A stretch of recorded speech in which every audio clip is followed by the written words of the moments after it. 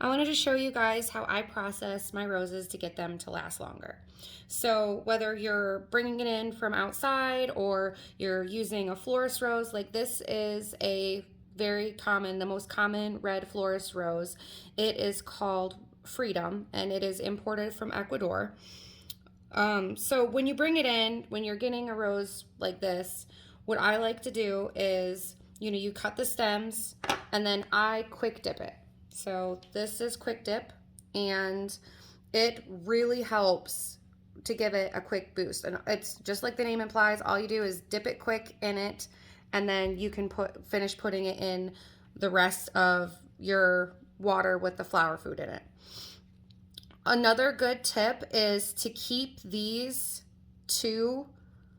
You can just do one, but I like to keep two sets of leaves. And you think, well, why would you keep the leaves on? Wouldn't it draw, water away from the bud? Well, actually, having these leaves on here helps the rose draw water up its stem. So having these on here actually really does help with the longevity of your cut rose.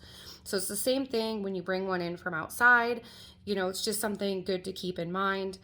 Also, the time of day, if you're cutting flowers from outside, really impacts the longevity of your cut rose, because if it's like later on in the afternoon, your rose that you're cutting is already going to be getting dehydrated in the heat. So if you can harvest it early in the morning or right after it's rained or after you've watered, that's a really good time because that's when they're going to be the most hydrated.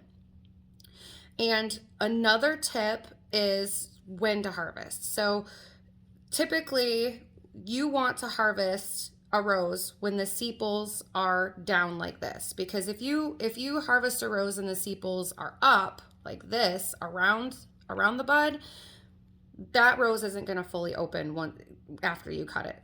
But if you wait and it's just starting to open with the sepals on the bottom coming out, that's how you know it's a good time to harvest it. And you can tell if a rose is good, like florist rose, if you touch it and it's firm. This is falling apart. This is old. And you can see it's blown open. You can just like barely move it and it's falling apart here. And I picked this one for a reason because I wanted to show you guys. I'd like to add that different varieties of roses have different vase life. So the florist roses from Ecuador, they have really great vase life, but they don't really have a scent.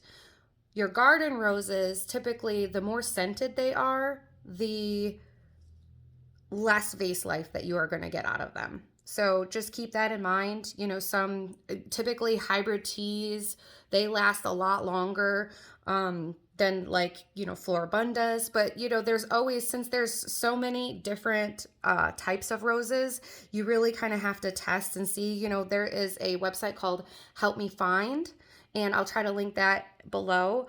That will help you pick varieties that have already been tested for vase life. And as always, make sure that you're using flower food with your roses when you put them in a vase. I will try to remember to post a recipe for a homemade flower food as well in the description box below. That way, because, sometimes it's harder to get a hold of the flower food from in the store. So being able to make your own is really, really helpful and cost effective. So I hope this helps, and I hope everybody is having a great day.